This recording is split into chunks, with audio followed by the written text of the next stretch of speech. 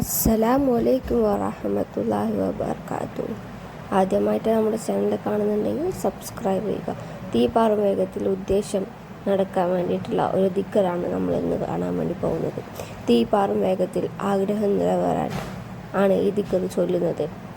ചെറിയ ദിക്കറാണ്, ചൊല്ലാൻ എളുപ്പമാണ്, അശുദ്ധി സമയത്തും ചൊല്ലാൻ വളരെ എളുപ്പം, അശുദ്ധി സമയം ചൊല്ലാൻ പറ്റും. വേഗത്തിൽ ആവശ്യം പൂവണിയുന്ന ഒരു മഹത്തായ ദിക്കറാണ് നമ്മളിന്ന് പരിചയപ്പെടാൻ പോകുന്നത്. നീട്ടി വലിച്ച് വാരി പറയാതെ കാര്യങ്ങൾ മാത്രം പറഞ്ഞ് വ്യക്തമാക്കി തരാം. വീഡിയോ ശ്രദ്ധിച്ചു കാണുക. എല്ലാവരും ഈ ദിക്കർ സ്വാലിഹത്തായി നല്ലപോലെ ചൊല്ലിക്കഴിഞ്ഞാൽ എത്രയും പെട്ടെന്ന് തന്നെ വേദനകൾ മാറാനും സാധിക്കും.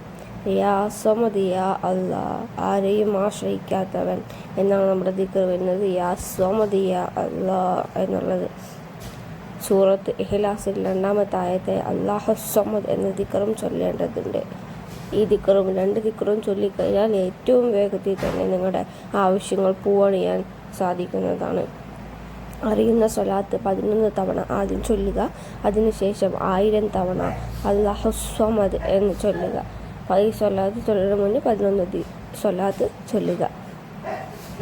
ദിക്ർ 1000 തവണ ചൊല്ലാൻ കഴിയുക. സ്വകാര്യപ്പെടുന്ന സമയത്തും ചൊല്ലുക. ഒറ്റയിരിപ്പിന് ചൊല്ലി തീർക്കണമെന്നില്ല, ഒറ്റ സമയം ചൊല്ലി തീർക്കാനാണ് ഏറ്റവും മഹത്തായത്. പെട്ടെന്ന് തന്നെ ദിക്ർ ചൊല്ലി തീർക്കാൻ പറ്റും, അരമണിക്കൂർ മാത്രം മതി. ഇനി ശ്രദ്ധിക്കേണ്ട ഒരു കാര്യം, അല്ലാഹു സമദിൽ സായാണ്. സാ എന്ന് പറയാൻ പാടില്ല, സ്വ എന്ന് പറയണം. അല്ലാഹു സമദ് എന്ന് ചൊല്ലേണ്ടതുണ്ട്. 5 വഖത്ത് നിസ്കാരം കൃത്യമായി നിർവഹിക്കേണ്ടതുണ്ട്. അല്ലാഹു സമദ് എന്നാണ് ഈ ദിക്ർ വരുന്നത്.